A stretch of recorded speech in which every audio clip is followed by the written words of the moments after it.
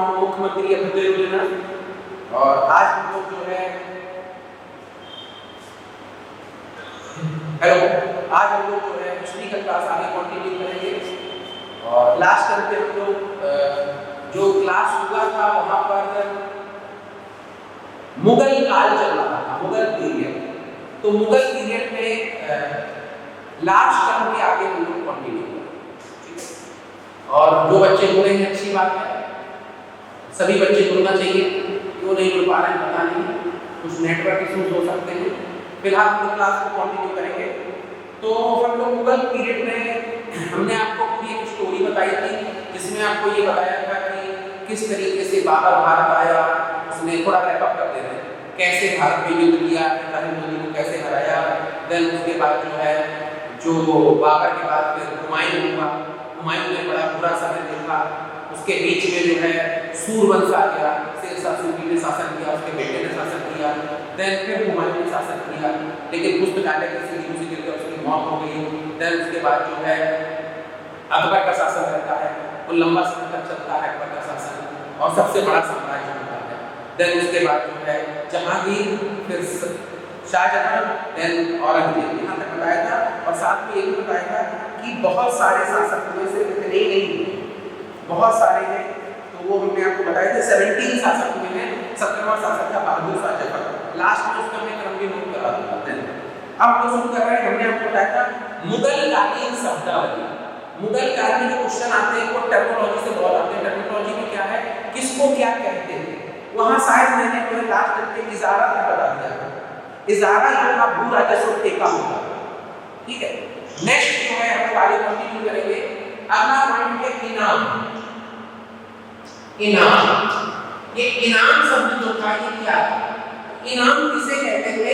ये tax free जमीन होती थी, जो लगान जमीन होती थी उसे इनाम कहा जाता था। तो ये जो जमीन थी टैक्स फ्री जमीन जो होती थी, टैक्स फ्री, इसको हम लोग इनाम कहा करते थे। ये कल्याणकारी कार्यों के लिए दी जाती थी, तो वो इनाम होती थी। नेक्स्ट है अगला शब्द जो यूज होता है वो है हासिल। हासिल किसे कहते थे? अनुमानित आय के विपरीत वास्तविक आय को हासिल कहा जाता है। हासिल किसे कहते थे? हासिल अनुमानित आय के विपरीत जो वास्तविक आय होती थी उसे हासिल कहा जाता था। मेरी बात को सुनना।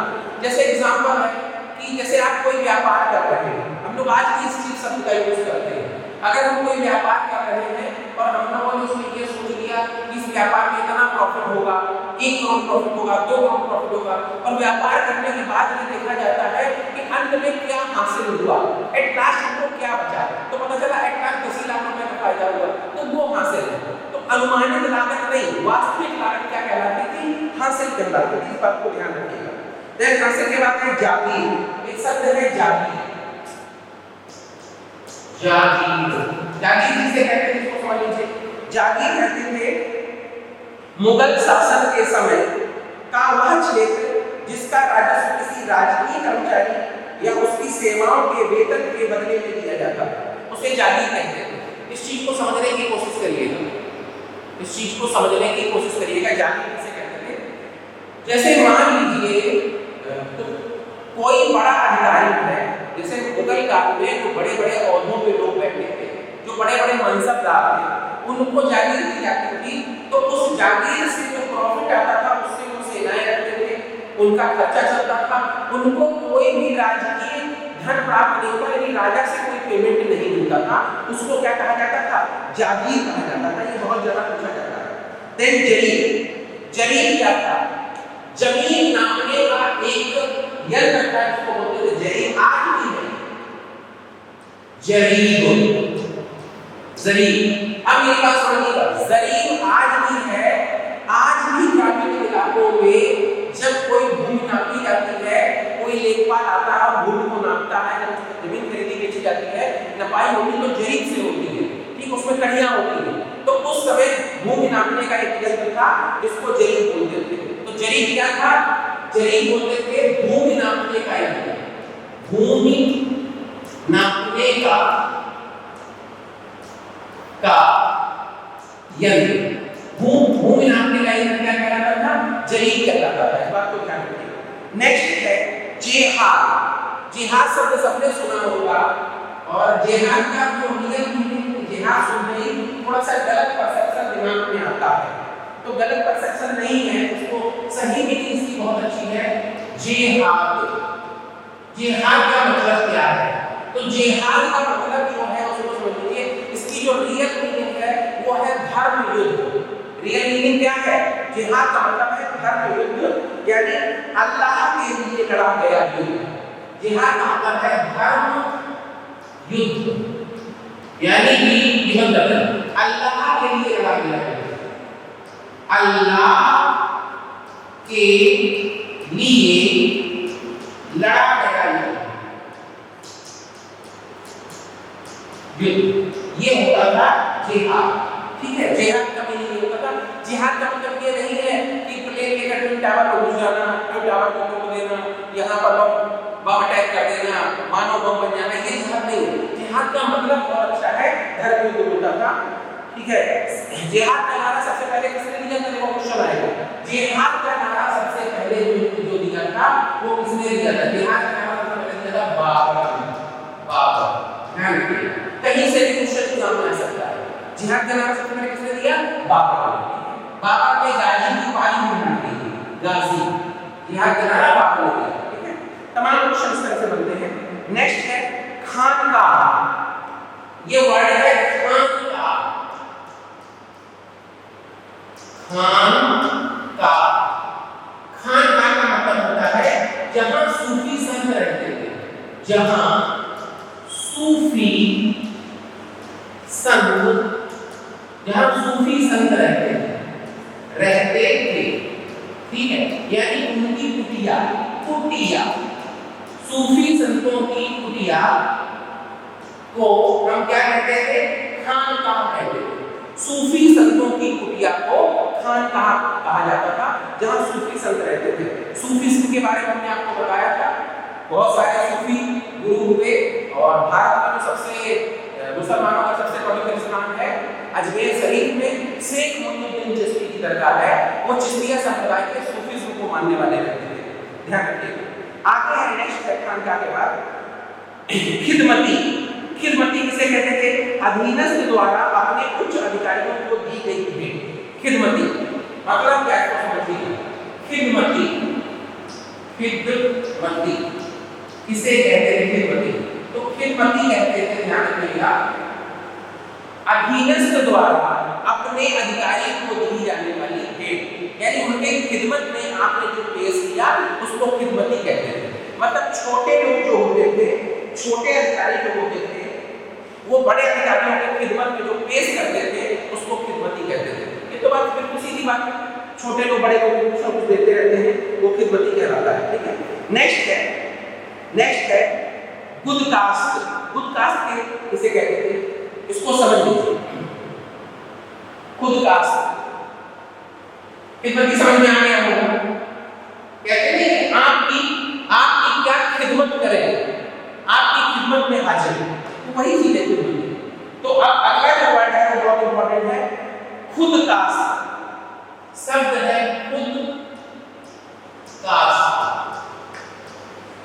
खुदकास्ट। ये खुदकास्ट क्या है इसको समझ लीजिए। इसकी मीनिंग होती है खुदकास्ट की, वे भूस्वामी जो अपनी भूमि पर खुदकशी करते थे, खुदकास्ट कहलाते थे। वो भूस्वामी जो अपनी जमीन पर खुद खेती करते थे, वो भूस्वामी जो अपनी जमीन पर खुद खेती करते थे, खुदकास्ट कहलाते थे। प्लीज बच्चों, जो लोग जुड़े हुए हैं अपना कैमरा ऑन रखा करें, ठीक है? खुदकास्ट कहलाते थे। ठीक है, अगला पॉइंट है खुदकास्ट के बाद नेक्स्ट किरोड़ी। एक होता है करोड़ी, एक होता है किरोड़ी। किरोड़ी, किरोड़ी, ये किरोड़ी शब्द कहां पर यूज होता था या ये किसके लिए यूज होता था इसको समझ लीजिए। अकबर द्वारा जो राजस्व एकत्र करने वाला अधिकारी, इसे माल गुजारनी कहा जाता है, समझ रहे हैं? अकबर के द्वारा भूमि राजस्व एकत्र करने वाला अधिकारी किरोड़ी कहलाता है। राजस्व एकत्र करने वाला अधिकारी,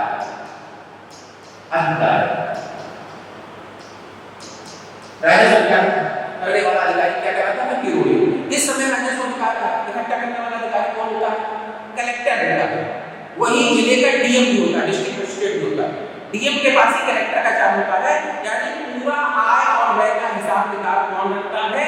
कलेक्टर रखता है, यानी डिस्ट्रिक्ट मजिस्ट्रेट भी रखता है। तो एक तरीके से उस समय ये किरोड़ी शब्द किसके पास था? उसी के पास। जैसे आज कलेक्टर होता है, उस समय क्या होता था? किरोड़ी होता था। ध्यान रखिए। नेक्स्ट है कुलकर्णी। कुलकर्णी कौन होता है? कुलकर्णी इस समय क्या कुलकर्णी कुलकर्णी तो कुलकर्णी कहते थे ग्राम लेखपाल। ग्राम लेखपाल, गांव के लेखपाल को कुलकर्णी कहा जाता था। मुगल पीरियड के गांव के लेखपाल को क्या कहते थे? कुलकर्णी कहते थे। मुगल काल में गांव के लेखपाल को कुलकर्णी कहा जाता था। प्लीज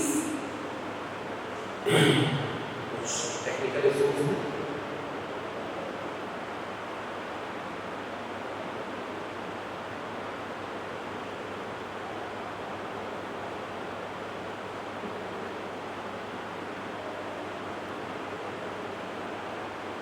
सही कर दे कुछ प्रॉब्लम हो गई। मुगल काल में गांव के लेखपाल को कुलकर्णी कहा जाता है। ठीक है, ध्यान रखिए, गांव के लेखपाल। ठीक। नेक्स्ट है महल। भू राजस्व करने, भू राजस्व ज्ञात करने की एक इकाई। महल, महल शब्द का मैं यूज हो रहा हूं, उसको समझिए। क्वेश्चन को आएंगे, ये क्वेश्चन कैसे हैं ये समझ लीजिए। चार वर्ड ऐसे दिए जाएंगे, चार मीनिंग्स दी जाएंगी और मैच द फॉलोइंग ऐसे मैच कराया जाएगा। ठीक है, ये ध्यान रखिए। तो क्या पूछ रहा है? अगला शब्द है महल। महल, महल शब्द का यूज होता है, उसको सोचिए। अकबर के समय से शुरुआत हुई इस वर्ड की, और ये भू राजस्व ज्ञात करने की एक इकाई थी। भू राजस्व ज्ञात करने की एक इकाई, भू राजस्व ज्ञात करने की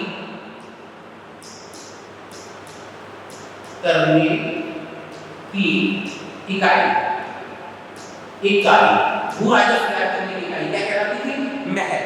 भू राजस्व ज्ञात करने की इकाई। ठीक है, ध्यान रखिए, महल करते हैं। अगला है मकतब, आरंभिक पाठशाला। मकतब किसे कहते हैं? मकतब, मकतब कहलाती थी आरंभिक पाठशाला।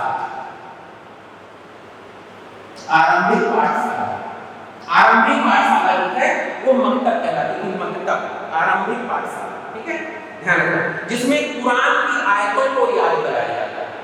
यहाँ पर क्या कराया जाता था? मकतब में आरंभिक पाठशाला होती थी, यहाँ पर कुरान की आयतों को याद कराया जाता था।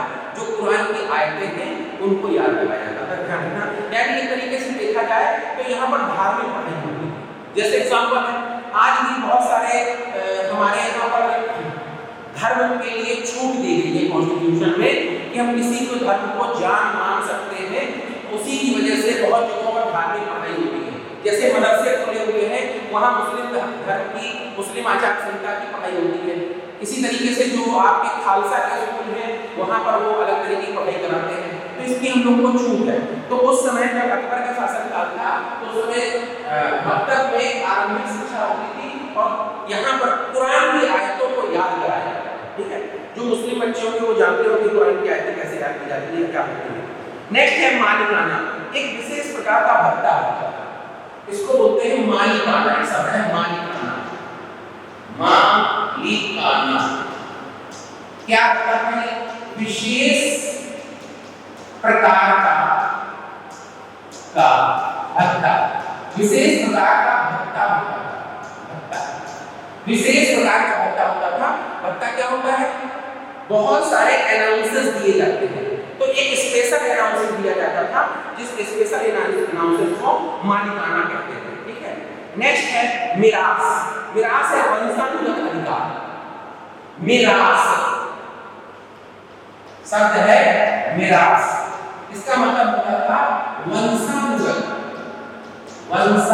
वंशानुगत, वंशानुगत अधिकार, अधिकार।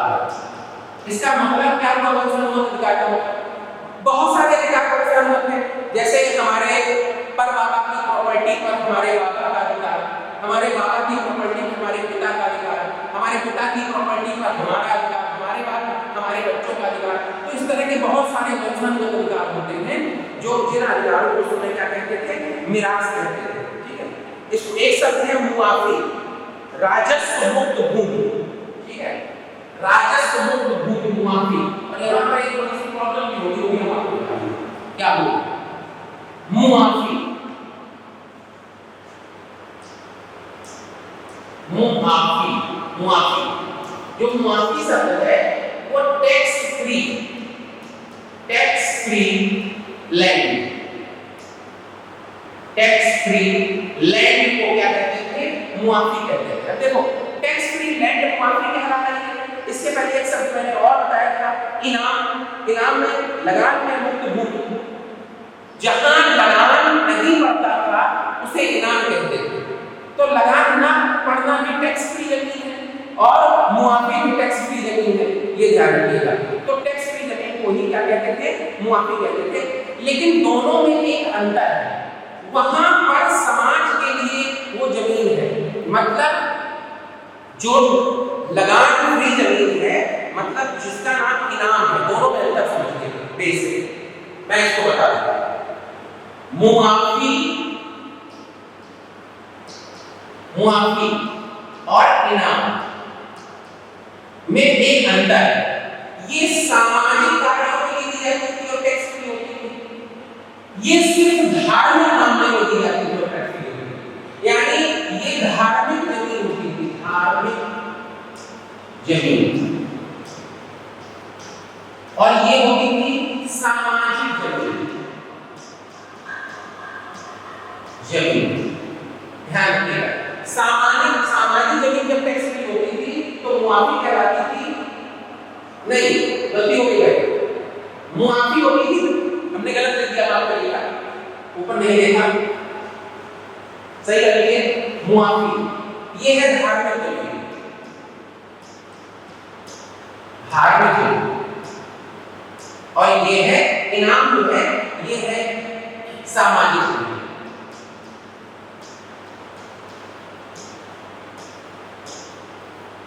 ठीक, जो मुआफी है टैक्स फ्री लैंड, ये धार्मिक जमीन होती थी, और जो इनाम होती थी ये सामाजिक जमीन होती थी, जो टैक्स फ्री होती थी। ठीक है, इसको ध्यान रखिएगा। नेक्स्ट अगला पॉइंट जो है, दोनों में बस इतना ही अंतर है विशेष। ठीक है, नेक्स्ट है मुकद्दम। मुकद्दम जाति, गांव जाति या संघ का मुखिया होता है। मुकद्दम गांव जाति या संघ का मुखिया, इसको बोलते थे मुकद्दम। मुकद्दम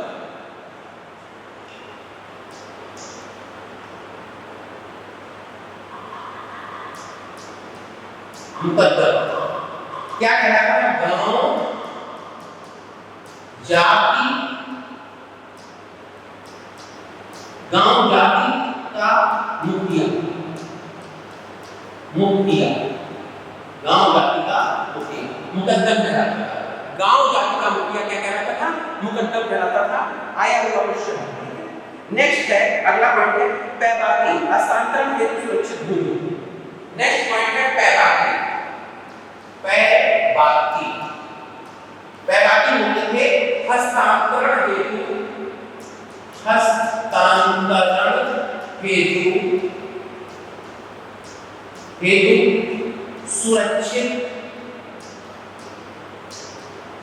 भूमि, भूमि, हस्तांतरण हेतु सुरक्षित भूमि, भूमि, हस्तांतरण हेतु सुरक्षित भूमि क्या कहलाती थी? पैबाकी कहलाती थी, पैबाकी। ठीक है, बहुत ज्यादा पूछे जाते हैं ये सारी चीजें। नेक्स्ट है पटेल। पटेल किसे कहते हैं? इस समय पटेल एक जाति है। हमारे यहाँ मैडम है पटेल, अनुप्रिया पटेल जी को भी राज्य मंत्री बनाई गई, अनुप्रिया पटेल। तो पहले पटेल एक वर्ड था पटेल, पटेल। तो पटेल कहाँ पर यूज हुआ? पटेल कहते थे गांव का मुखिया, गांव का मुखिया पटेल कहलाता है, गांव का मुखिया। ठीक है, गांव कंपनी क्या कहलाता था? पटेल। ठीक है, पटेल कहा जाता था गांव कंपनी। ठीक है, अगला पॉइंट है नेक्स्ट, तजकीर, जीवनी परक पुस्तक। तजकीर,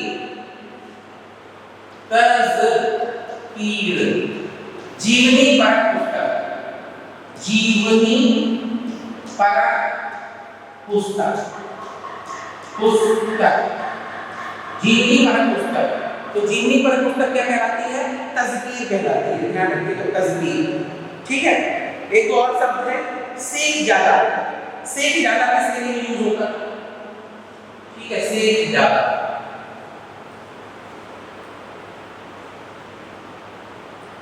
सेख जादा, भारतीय मुसलमान। सेख जादा, सेख जादा, ये कहते थे भारतीय मुसलमान। भारतीय मुसलमान, इंडियन मुस्लिम को बोला जाता था सेख जादा। इस चीज को ध्यान रखिएगा, सेख जादा भारतीय मुसलमान को कहते थे। ठीक है, एक तो वर्ड और है जो कि हम आप लोगों को बता देते हैं, जो ज्यादा पूछे जाते हैं। सेख जादा के बाद है वर्गीगिरी। वर्गीगिरी, लूट मार वाली लड़ाई। एक शब्द है वर्गीगिरी। वर्गीगिरी,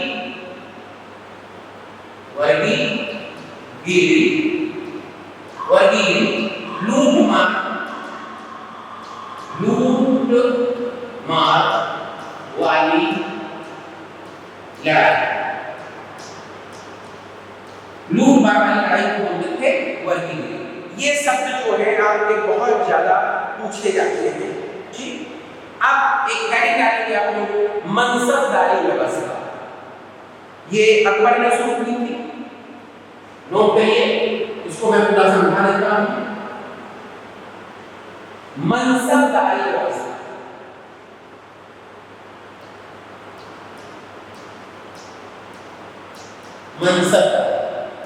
मनसबदारी क्या है? अकबर ने मनसबदारी व्यवस्था को शुरू किया। समझते जाएं सभी लोग, एक एक करके, और इंटरेस्ट के साथ पढ़ें, ताकि एग्जाम में अगर कुछ भी आए तो आप तुरंत कर सकते हैं। ठीक है, क्या है मनसबदारी व्यवस्था? जैसे आज मनसबदार कौन है?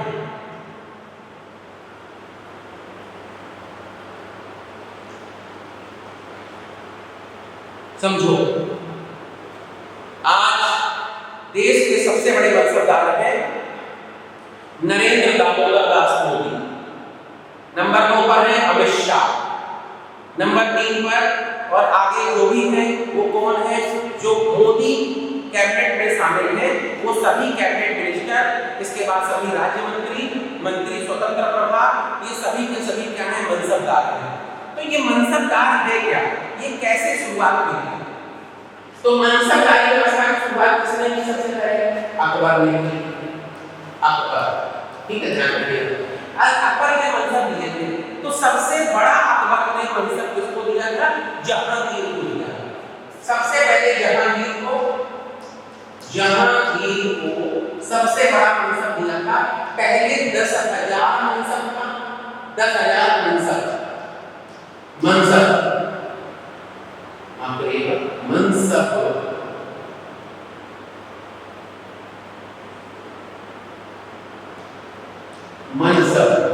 10,000 मनसब, और बाद में जहांगीर को कर दिया था 12,000 मनसब। 12,000 मनसब, समझिए, जहांगीर को पहले 10,000 मनसब दिया, बाद में 12,000 मनसब कर दिया। तो मनसबदारी व्यवस्था क्या है? राजा जो होता था वो अपने सबसे प्रिय लोगों को और जिस पर सबसे ज्यादा भरोसा करता था उसको मनसब देता था। कि अब जैसे जहांगीर को दिया युवराज साहब ने कि आपको 10,000 मनसब दिया जाता है, बाद में 12,000 मनसब दे दिया। यानी कि जहांगीर के पास 12,000 का मनसब होगा, यानी वो 12,000 सैनिक रखेंगे। जो सैनिक किसमें बटे होंगे? जाट और सवार में बटे होंगे। इसमें बटे होंगे। मनसब में क्या होता था? इसको समझिएगा। मनसब में अकबर ने शुरू किया था और ये मनसब होता था जाट ऑब्लिक सवार। जाट ऑब्लिक सवार में बैठा होता था। जाट का मतलब होता था पैदल सैनिक, पैदल सैनिक, ठीक है, पैदल सैनिक होते थे। और सवार होता था घुड़सवार, घुड़सवार, ठीक है, ध्यान रखिए, ये होते थे घुड़सवार। जाट मतलब पैदल सैनिक और सवार मतलब घुड़सवार। यानी जितना मनसब दिया जाता था, जैसे मान लो दिया गया किसी को 10,000 मनसब, तो 10,000 मनसब को आप कैसे लिख सकते हैं? मान लीजिए उनको दे दिया गया 5,000 ऑब्लिक 5,000, यानी 5,000 को जाट रखेंगे पैदल सैनिक और 5,000 सवार रखेंगे। ये ऐसे भी रख सकते थे कि 6,000 पैदल सैनिक रख सकते थे और 4,000 घुड़सवार भी रख सकते थे, ठीक है, कुछ भी कर सकते थे। ठीक, इस तरीके से जाट और सवार का मनसब होता था। यहाँ पर एक चीज समझ लीजिए, यहाँ एक चीज समझने वाली है, यहाँ पर राजा जितना मनसब देता था उससे ज्यादा मनसब नहीं रख सकते थे।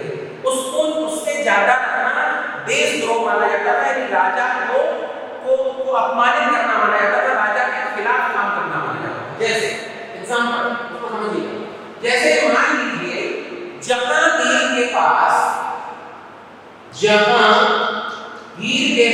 जो है 10,000 का मनसब है, तो इसका मतलब राजा को, अकबर को ये पता है कि जहांगीर के पास 10,000 जाट ऑब्लिक सवार हैं, यानी उसके पास इतने सैनिक हैं।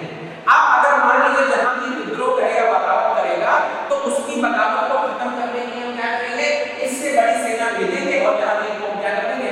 हरा देंगे, उसकी बगावत खत्म कर देंगे। अब मान लीजिए जहांगीर के पास मनसब है 10,000 का और उसने 20,000 में ऊपर रखा है, 25,000 में ऊपर रखा है, और राजा ने राजा को बोला कि 20,000 रखा है। अब राजा ने 15,000 की सेना भेजी और 15,000 की सेना को उसके लोगों ने हरा दिया, तो फिर उस पर उसकी विजय हो जाएगी। इसलिए मनसब ज्यादा नहीं रख सकते थे, कम रख सकते थे। अगर 10,000 मनसब थे तो आप 9,000 रख सकते थे, 8,000 रख सकते थे, लेकिन 10,000 से ज्यादा नहीं रख सकते थे। अगर 12,000 का मनसब है तो 12,000 से ज्यादा नहीं रख सकते थे। अगर 500 का मनसब है तो 500 से ज्यादा नहीं रख सकते। तो मनसबदार की मनसबदारी व्यवस्था किसने शुरू की? अकबर ने शुरू की। ये किस फॉर्म में बटा होता था? कि जाट ऑब्लिक सवार में बटा होता था, जाट ऑब्लिक सवार, ठीक है, ध्यान रखिएगा। जाट मतलब पैदल सैनिक और सवार मतलब घुड़सवार, ठीक। तो ये बहुत ज्यादा पूछा जाने वाला क्वेश्चन है। अगर क्वेश्चन पूछा जाए 500 से नीचे वाला मनसबदार, 500 से 2,500 के बीच का मनसबदार, तो ये क्या है जरा उसको समझना। अगर 500 तक है, 500 मनसब है, तो इसको बोलते थे मनसबदार।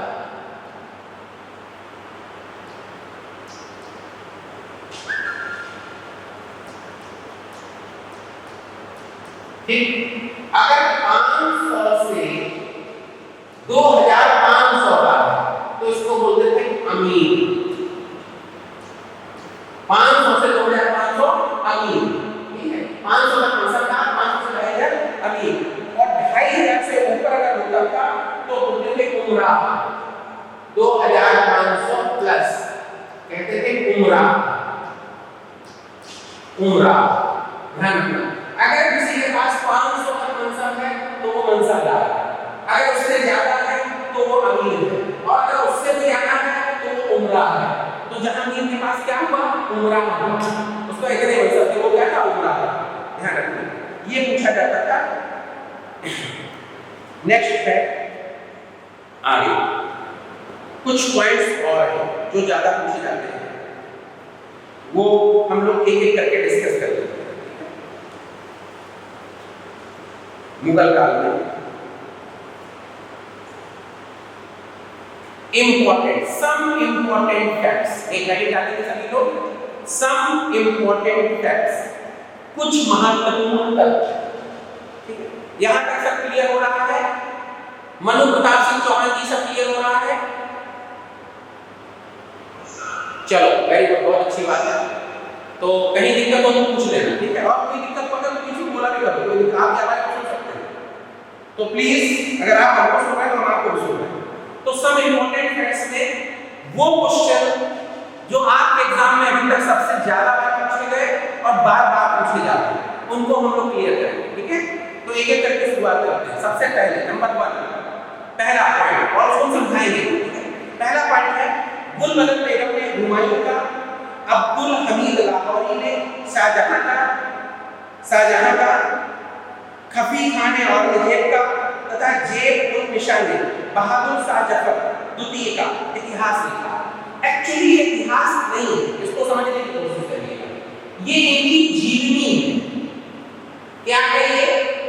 जैसे एग्जांपल हुमायूं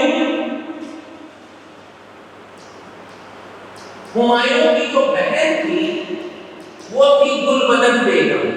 हुमायूं की क्या थी बहन? गुलबदन बेगम।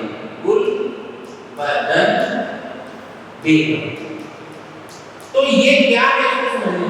पढ़ी लिखी थी गुलबदन बेगम, तो ये हुमायूं की जीवनी लिखती है। हुमायूं की जीवनी लिखती है गुलबदन बेगम।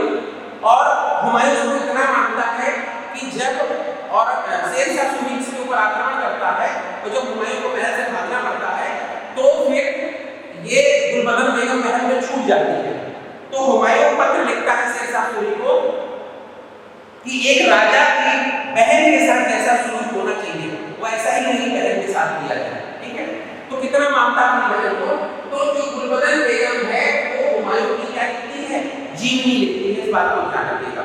तो हुमायूं की जीवनी लिखती है गुलबदन बेगम। अब्दुल हमीद लाहौरी ने शाहजहां की जीवनी लिखी। सफी खान ने औरंगजेब की जीवनी लिखी। जैनुल निसा ने बहादुर शाह द्वितीय की जीवनी लिखी, जिसको बोलते हैं बहादुर शाह जफर। तो नोट कर लीजिए, यहाँ पूरे पॉइंट दिखाई दे रहे हैं आपको। बहादुर हुमायूं, गुलबदन बेगम, शाहजहां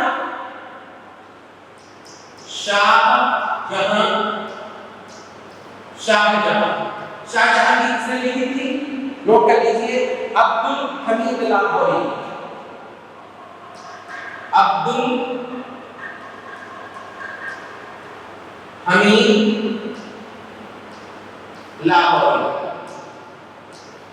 हमीद लाहौरी ने गुलबदन बेगम शाहजहां की जीवनी लिखी। शाहजहां, ठीक है, हाँ ध्यान रखिएगा। और सफी खान ने औरंगजेब की।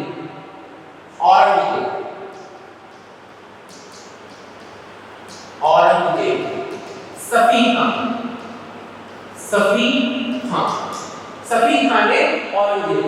और एक और बहुत इंपॉर्टेंट है बहादुर शाह जफर, जेबुल निशा, बहादुर शाह जफर, बहादुर शाह जफर की जफर की लिखी है जैबुल निशा।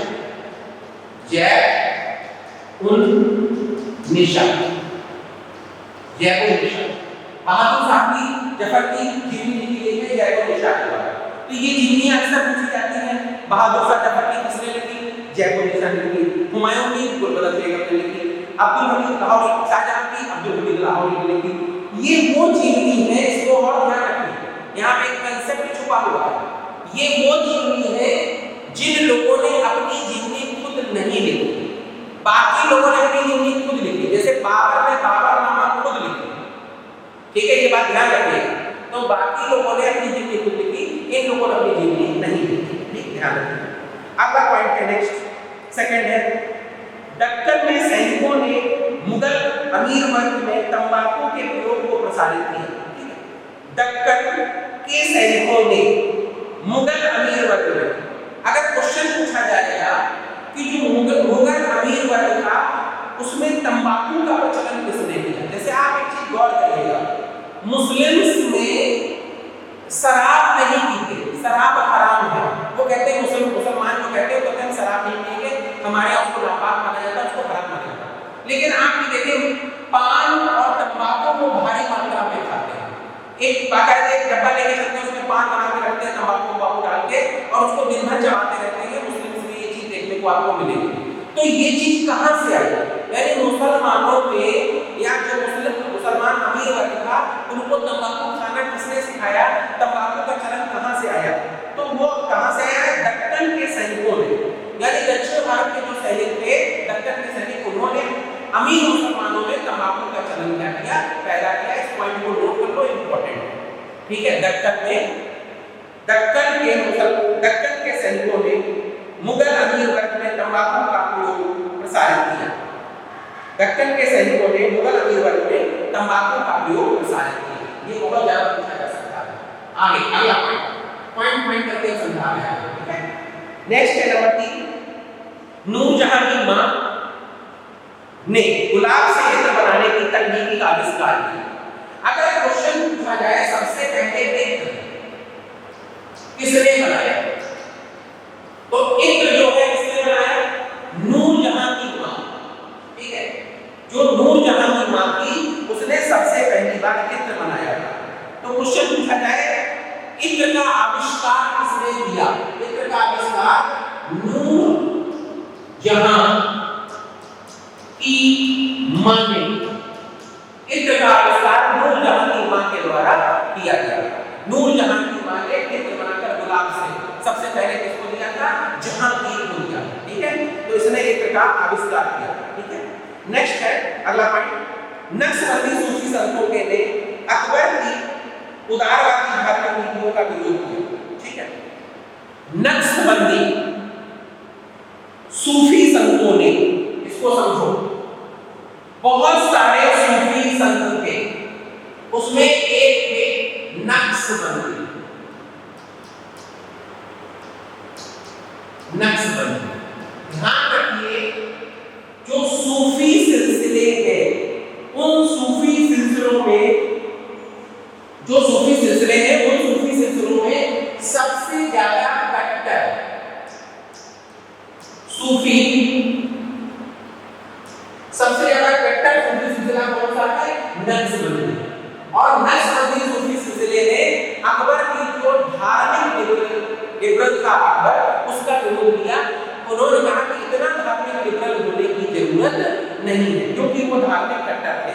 आगे हम लोग कंटिन्यू करेंगे, 1 मिनट का मेरे को समय दें, क्योंकि बच्चों को दोबारा बोलना होता है।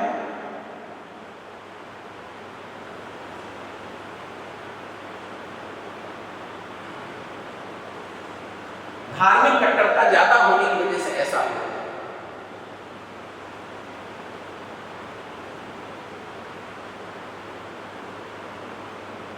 प्लीज हाँ कंटिन्यू करेंगे।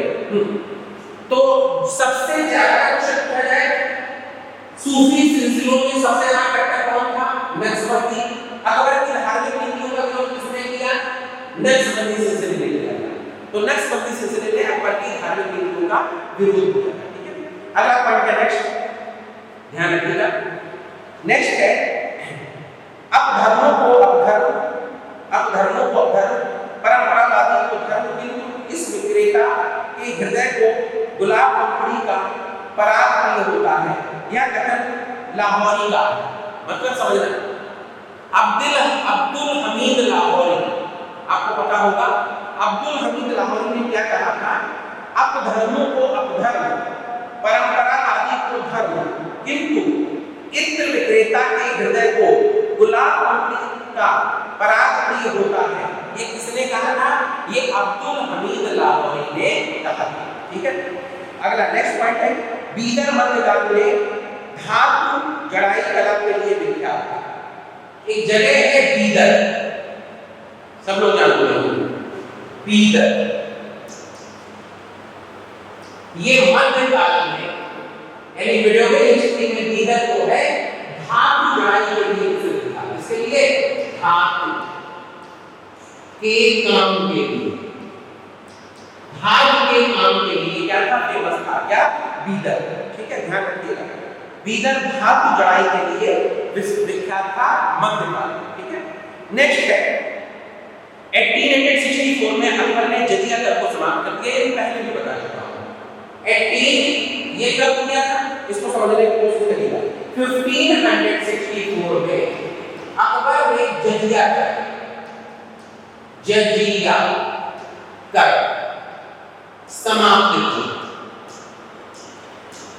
समाप्त की। ध्यान रखिए, जजिया कर जो था वो गैर मुसलमानों से लिया जाता था। ये धार्मिक टैक्स होता था, जो धार्मिक टैक्स का गैर मुसलमानों से लिया जाता था। ये जो है इसको अकबर ने समाप्त कर दिया, ठीक है। बोलने में दिक्कत हो रही है, एक्चुअली बाहर किसी ने धुआं जो है जला दिया है, इसकी वजह से दिक्कत हो रही है।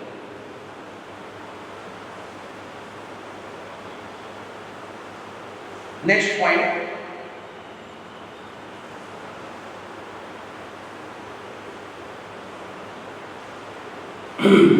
नेक्स्ट पॉइंट है औरंगजेब के शासनकाल के अंतिम वर्ष में मुगल प्रशासन को जागीरदारी संकट का सामना करना पड़ा। ठीक है, औरंगजेब के शासनकाल में के अंतिम वर्ष में मुगल प्रशासन को जागीरदारी संकट का सामना करना पड़ा। तो मैंने आपको औरंगजेब के बारे में बहुत कुछ बताया। तो सबसे पहले क्वेश्चन ये पूछा जाए कि जागीरदारी संकट का सामना किसके समय हुआ? औरंगजेब के समय हुआ, अंतिम पीरियड में हुआ। दूसरा, औरंगजेब के समय में एक दिक्कत और आई थी, क्योंकि तेजिया बिल्कुल खाली थी, जिसकी वजह से समस्या आई।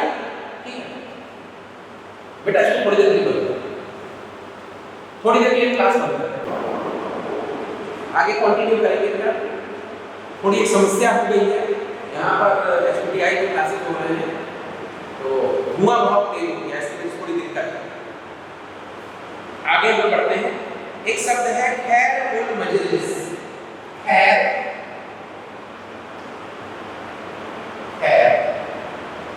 उल मजलिस, खैर उल मजलिस, ये किसे कहते थे? खैर उल मजलिस किसके लिए यूज होता था? तो ये किसके लिए यूज होता था इसको समझ लीजिए। ये सूफी साहित्य का अंग था, पार्ट ऑफ सूफीज्म। सूफी साहित्य का अंग, सूफी साहित्य का क्या था? अंग। खैर उल मजलिस सूफी साहित्य का अंग था, ध्यान रखिएगा। ठीक है, नेक्स्ट है लोगों की पीठ पर ले जाया जाने वाला हल्का तोपखाने, नार, हाथियों की पीठ पर ले जाया जाने वाला तोपखाना गजनार, और ऊंट की पीठ पर ले जाया जाने वाला तोपखाना सुतरनार, तथा पहिए वाले वाहन पर ले जाया जाने वाला बंदूक अर्राव कहलाता है। तो इसको आप समझ लीजिए, ये बहुत ज्यादा इंपॉर्टेंट है। This is very important. ये जो वर्ड है, हम पहले वो वर्ड्स को नोट कर रहे हैं, फिर आपको समझाएंगे। तो पहला वर्ड है नरनाल। नाल। दूसरा जो वर्ड है नाल, पहला नाल। दूसरा है गजनाल। गजनाल,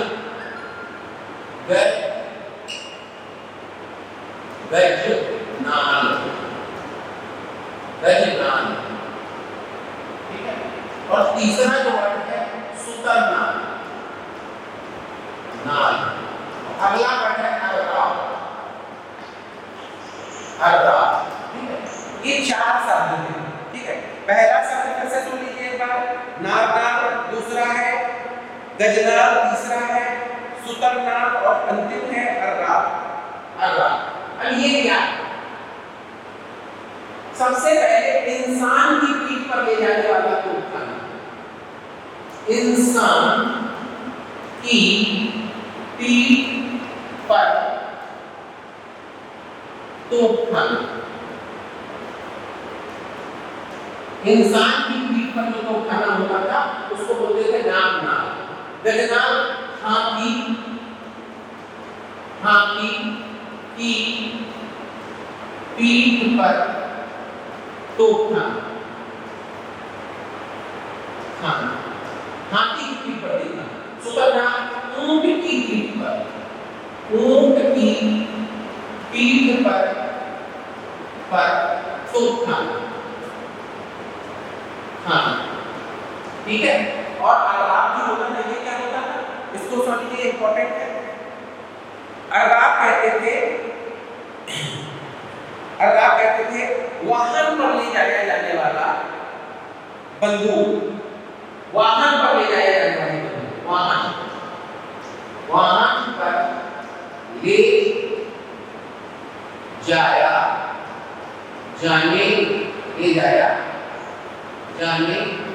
वाला बंदूक। तो ये है नारनाल, इंसान की पीठ पर ले जाने वाला तोपखाना। गजनाल पर ले जाया तोप खाना, सुगंधान ऊंट की पीठ पर ले जाया जाने वाला तोप खाना, और अपराध वाहन पर ले जाया जाने वाला बंदूक। ठीक है, तो ये चीजें हैं जो बहुत ज्यादा पूछी जाती है, ध्यान रखिएगा प्लीज। नेक्स्ट है, अगला पॉइंट है बैरन खान हुमायूं का अकबर के काल से संबंधित था। बैरन खान हुमायूं एवं अकबर के काल से संबंधित था, ध्यान रखिएगा। बैरन खान के बारे में हम आपको बता दें। सबसे पहले जो बैरन खान था वो हुमायूं के समय से था। तो बैरन खान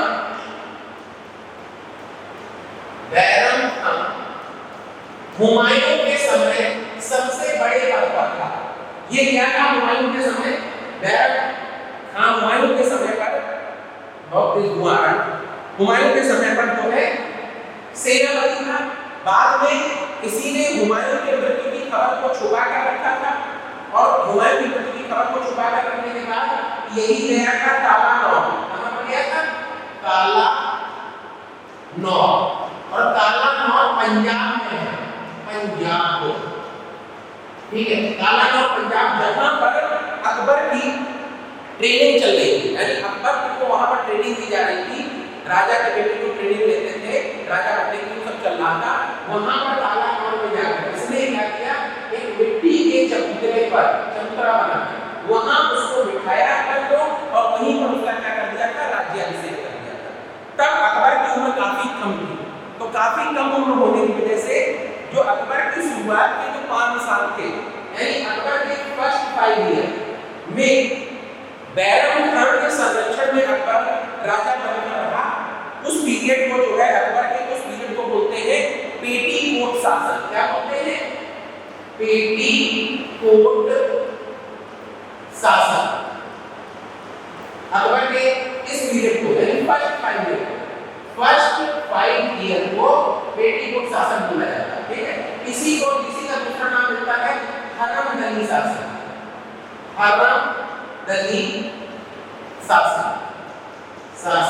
ठीक है, तो हरमदली शासन बोलते हैं या पेटीकोट शासन बोलते हैं जब ये फर्स्ट 5 ईयर जो है बैरम खान के संरक्षण में क्या करता है, शासन को चलाता है। ठीक है, तो बैरम खान बहुत इंपॉर्टेंट व्यक्ति है। बैरम खान दोनों लोगों के शासनकाल में रहता है। बाद में कुछ इतिहासकार ये कहते हैं कि अकबर बैरम खान को मरवा देता है। धुआं बहुत ज्यादा इसलिए बोलने में थोड़ी तकलीफ हो रही है। नेक्स्ट पॉइंट आगे बढ़ते हैं हम लोग। नेक्स्ट है जसवंत सिंह और सवाई जय सिंह औरंगजेब के समकालीन थे। क्वेश्चन पूछा गया जसवंत सिंह और सवाई जय सिंह किसके समकालीन थे? औरंगजेब के समकालीन थे। इस बात को ध्यान रखिएगा। ठीक, अब अकबर के कुछ और पॉइंट हैं जो ज्यादा पूछे जाते हैं। मुगल काल में सबसे ज्यादा क्वेश्चन अकबर से ही आते हैं। तो अकबर ने 1563 में तीर्थ यात्रा कर 1563 में तीर्थ यात्रा कर समाप्त किया। तीर्थ यात्रा कर समाप्त किया। ठीक है, ये ध्यान रखिएगा। 63 इसके बाद इसने क्या किया? 64 में 1564 में जजिया कर समाप्त किया। ध्यान रखिएगा। फिर इसने क्या किया, इसको एक एक करके समझते जाओ। इसने 1579 में महजर जारी किया। 1579 में महजर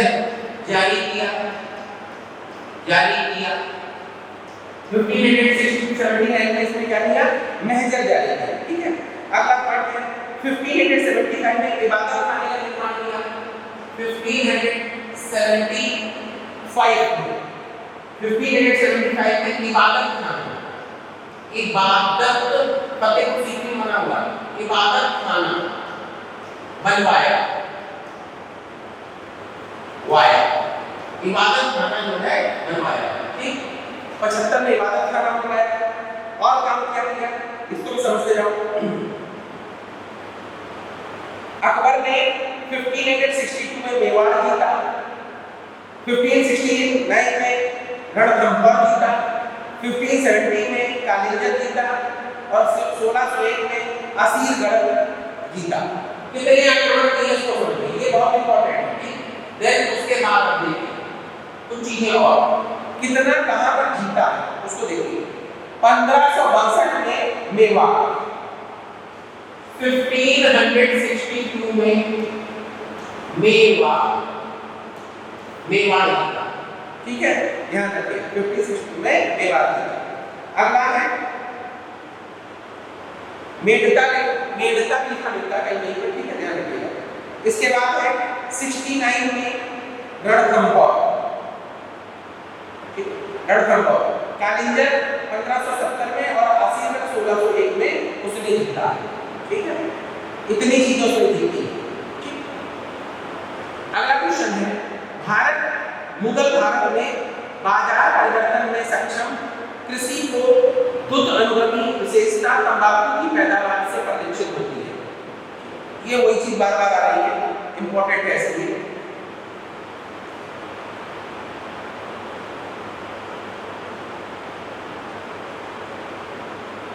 क्वेश्चन पूछा जाता है पंडित राज जगन्नाथ शाहजहां के दरबारी करते हैं। क्वेश्चन पूछा जा रहा है पंडित राज जगन्नाथ किसके दरबारी है? नाम है पंडित राज जगन्नाथ। पंडित राज जगन्नाथ किसके दरबारी है? तो पंडित राज जगन्नाथ जो है इसके दरबार में थे, ये शाहजहां के दरबार में, शाहजहां के दरबार में पंडित राज जगन्नाथ, ध्यान रखिए, ठीक है, कई बार पूछा गया।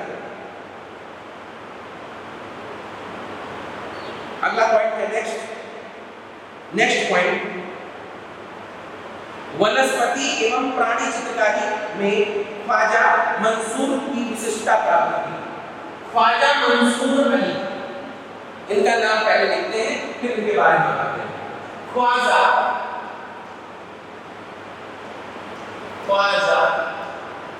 मंसूर अली, ख्वाजा मंसूर अली। ख्वाजा मंसूर अली क्या है? ख्वाजा मंसूर अली जो थे, इन्होंने जो ताजमहल बना था उसमें बड़ा काम किया, ठीक है, ताजमहल बनाने में। ये उस्ताद थे किसके? ये प्राणी चित्रकारी के उस्ताद थे, वनस्पति और प्राणी, यानी वनस्पति और प्राणी चित्रकारी के लिए क्या थे? उस्ताद थे। तो जो बेल बूटे बनाए गए और चीजें बनाई गई हैं उसमें इन्होंने बहुत बड़ा सहयोग किया था, इन्हीं के द्वारा बनाया गया, ठीक है, ये बहुत इंपॉर्टेंट है। अबुल फजल ने अकबरनामा में महजर नामक दस्तावेज के पाठ का उल्लेख किया है, ठीक है। अबुल फजल ने अकबरनामा में महजर नामक दस्तावेज का क्या किया है? उल्लेख किया है, ये पूछा गया है, ठीक है। अगला पॉइंट है नेक्स्ट, ध्यान रखिएगा। राजा राम नामक जाट सरदार ने अकबर के मकबरे को लूटा। राजा राम नामक जाट सरदार ने, नाम है राजा राम नामक जाट सरदार ने किसको लूटा? अकबर के मकबरे को, अकबर के मकबरे को लूटा, ठीक है, ध्यान रखिए। अकबर के मकबरे को लूटा है राजा राम नामक जाट सरदार, ठीक है, ये ध्यान रखिए। अकबर का मानना था कि प्रभुसत्ता एक दैवी प्रकाश है जो ईश्वर द्वारा सम्राट को प्रत्यक्ष रूप से प्रदान किया जाता है। समझिए, अकबर का ये कहना था कि जो राजा बनता है उसको परमात्मा बनाता है, एक दैवी प्रकाश है जो भगवान देता है जिसको, जिस व्यक्ति को वही क्या बनता है? राजा बनता है। ये अकबर का मानना है, ठीक है। अकबर ने अपने शासन में 24वें वर्ष में साम्राज्य को सूबों में विभाजित किया। अकबर ने, फिर से समझिए, 24वें वर्ष में अपने साम्राज्य, यानी अकबर जो राजा था उसने अपने साम्राज्य को इसमें विभाजित किया, सूबों में विभाजित किया। जैसे इस समय भारत जो है हमारा किसमें विभाजित है? डिसेंट्रलाइजेशन है, सूबों में विभाजित है। उत्तर प्रदेश है, बिहार है, छत्तीसगढ़ है, झारखंड है। इसी तरीके से अकबर ने भी काम किया था, सूबों में उसने विभाजित किया था, ठीक है। नेक्स्ट है उस्ताद मंसूर को सीरी कलम की उपाधि तथा अबुल हसन को नादिर उल जमा की उपाधि प्राप्त की, ठीक है। उस्ताद मंसूर को सीरी कलम, इसके भी नाम है उस्ताद मंसूर, मंसूर, उस्ताद मंसूर को उपाधि दी गई थी सीरी कलम। बहुत ज्यादा पूछा जाता है, सीरी कलम की उपाधि दी गई। एक्चुअली उस्ताद मंसूर खान, और इसके पहले अभी मैंने आपसे जो बोला, ठीक है, उस्ताद मंसूर खान और जो लोग थे ख्वाजा मंसूर, ये सभी जो लोग थे, ये सभी जो इनका जो काम था वो ताजमहल में था। इसको सीरी कलम की उपाधि दी गई थी। और ध्यान रखिएगा, सीरी कलम की उपाधि। और अबुल हसन को जो है नादिर उल जमा की उपाधि दी गई। अबुल हसन, अबुल हसन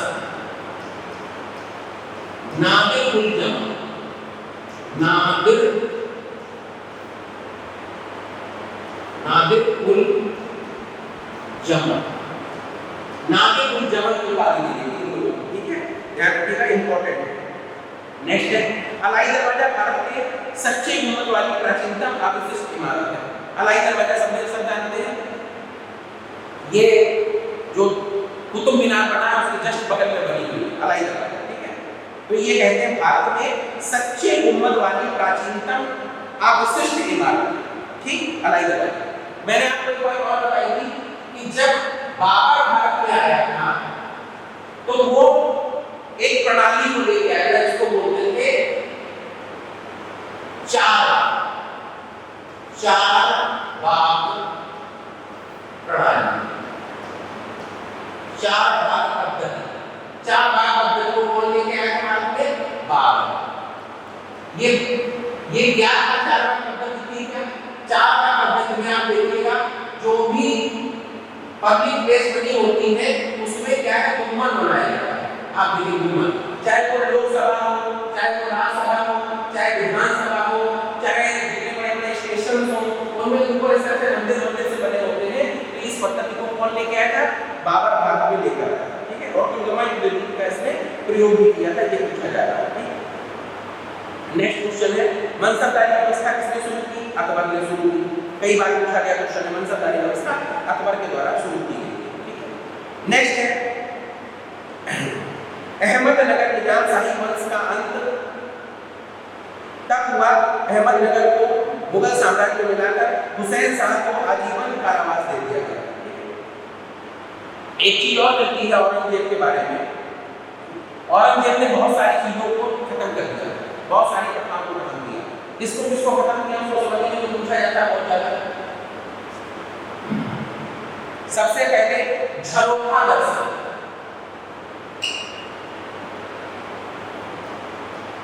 झरोखा दर्शन को क्या किया? खत्म किया, समाप्त किया। इसने झरोखा दर्शन को किसने समाप्त किया?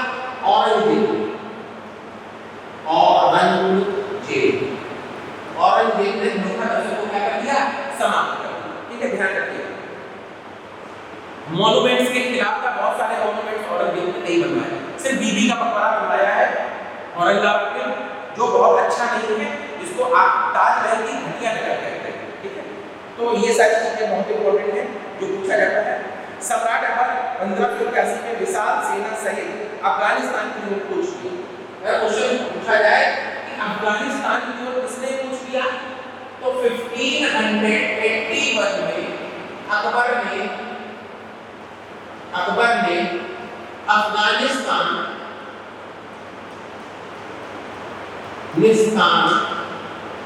पर चढ़ाई, ध्यान रखें, अकबर ने अफगानिस्तान पर चढ़ाई 1581। ठीक है, इंपॉर्टेंट है ये, तो यहाँ पर इसने चढ़ाई की थी। अच्छा, नेक्स्ट आगे बढ़ेंगे हम लोग। नेक्स्ट पॉइंट,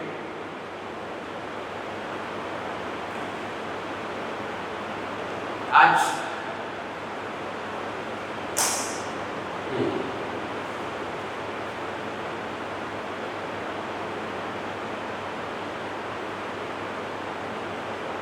मराठा साम्राज्य जो है वो भी इसी के इर्द गिर्द चल रहा है, इसके पैरेलल चल रहा है। तो मराठों में भी औरंगजेब के समय मराठों में और औरंगजेब में ठन गई। ठीक है, बहुत सारे कई बार जो है शिवाजी ने एक बार जो है औरंगजेब के साथ संधि की। बाद में जैसे ही संधि करने के बाद वो जो है गए वहां से, उसके बाद उन्होंने संधि को तोड़ दी। बाद में शिवाजी औरंगजेब ने अपना दूसरी बार जब राज्याभिषेक किया तो बहुत बड़े लेवल पर राज्याभिषेक किया, बड़े बड़े तरीके से किया। उसमें सभी राजाओं को बुलाया, जहाँ पर ये भी सब लोगों के लिए रुकने के लिए बड़ी उचित व्यवस्था थी, हर चीज का इंतजाम किया गया था, लेकिन शिवाजी के लिए नहीं किया। बाद में शिवाजी को उसने जो है क्या किया, अरेस्ट करके काल कोठरी में डलवा दिया। ऐसा सिर्फ इसलिए किया था कि कोई शिवाजी के द्वारा जो है संधियों को बिना बताए, बिना इन्फॉर्म किए तोड़ दिया गया, यानी छल से तोड़ दिया गया।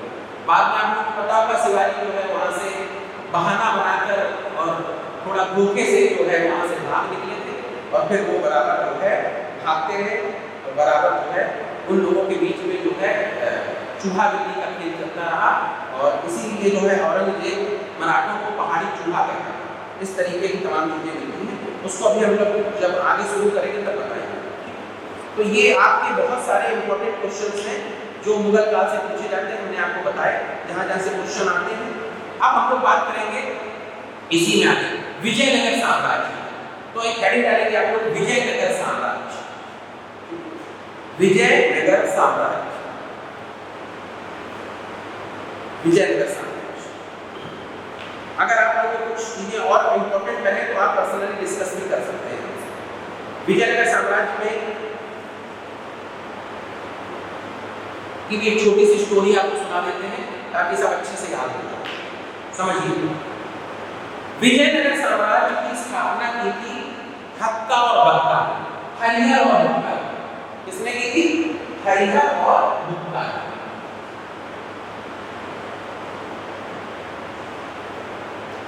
हरिहर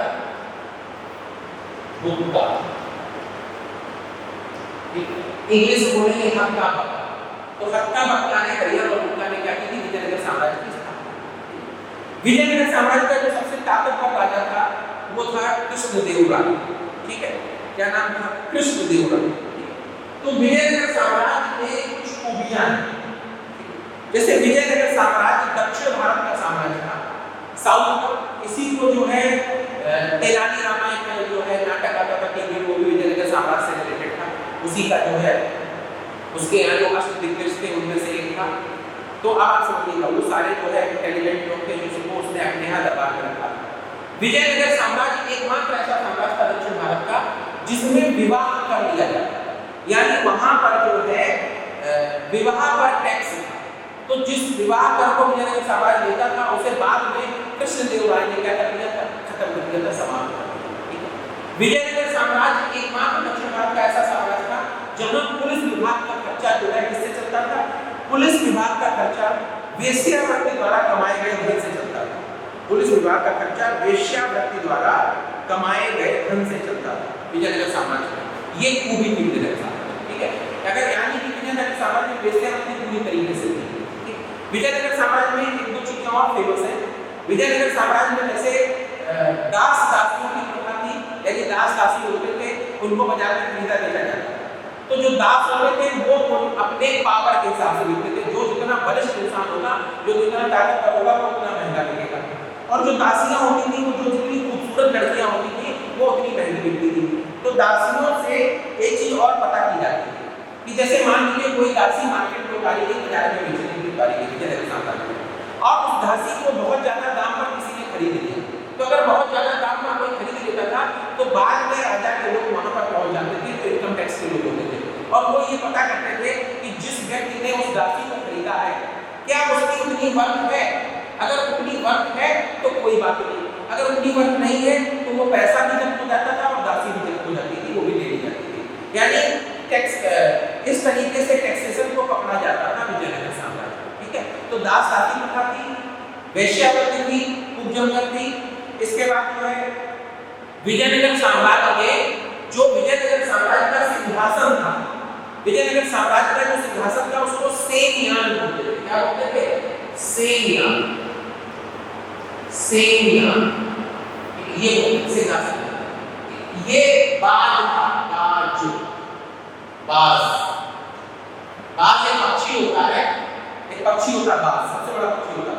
तो बाज जो है इस तरीके से बात कर रहा था, उसके चरणों पर, उसके पंजों पर जो है राजा बैठा था, तो उसका सेनान जो था वो एक बाज था। ध्यान रखिएगा। विजयनगर के सिक्के बहुत फेमस है। सिक्के क्या है विजयनगर के सिक्के का? विजयनगर साम्राज्य के सिक्कों पर बाज हाथी को पंजे में दबाकर उड़ रहा है का चित्र अंकित।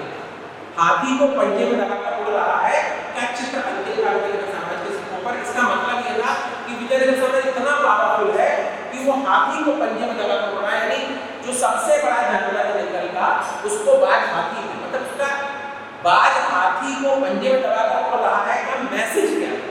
उसका ये मैसेज था कि हम सबसे ताकतवर हैं और हम कुछ भी कर सकते हैं, ये उसका मैसेज था विजयनगर साम्राज्य। तो विजयनगर साम्राज्य की बहुत सारी खूबियां हैं जो आपके सामने मैंने बोली, ठीक है। विजयनगर साम्राज्य में एक एक करके तमाम बातें हैं जो हम आपको बता देंगे।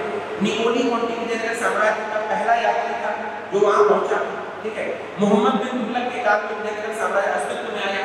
मोहम्मद बिन तुगलक के समय से विजयनगर साम्राज्य अस्तित्व में आया, संगम वंश कहते हैं उनको, अस्तित्व में आया, ठीक है।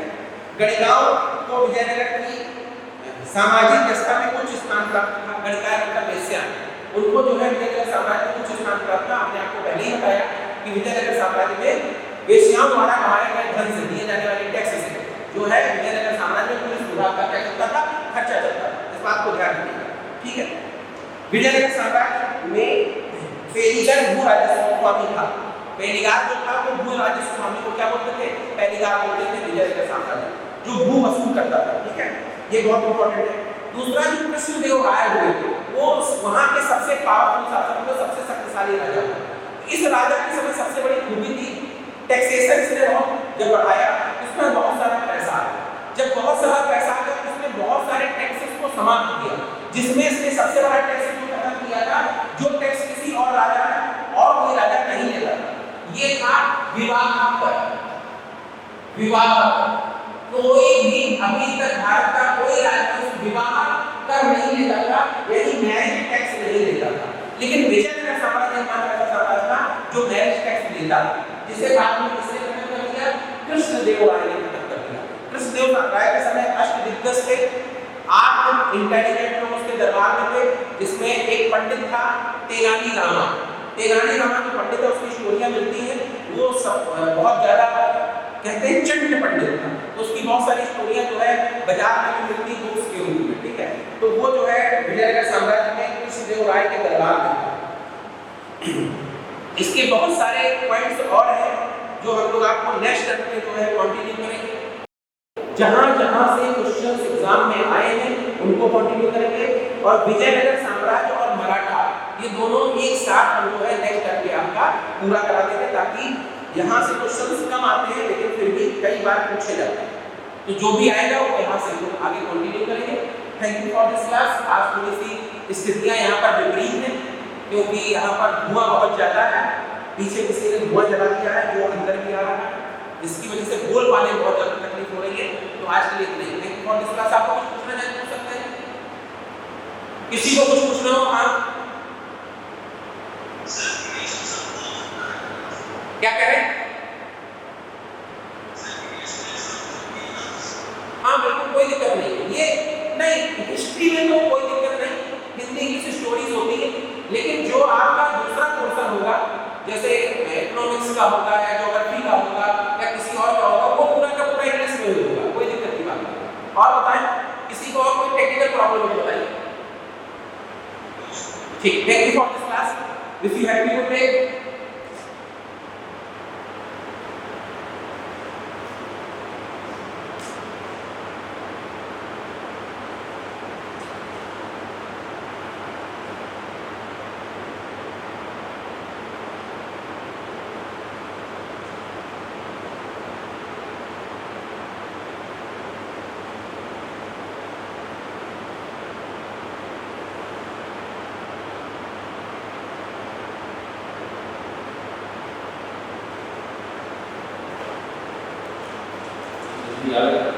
हाँ पढ़ा नहीं है, हाँ वो तो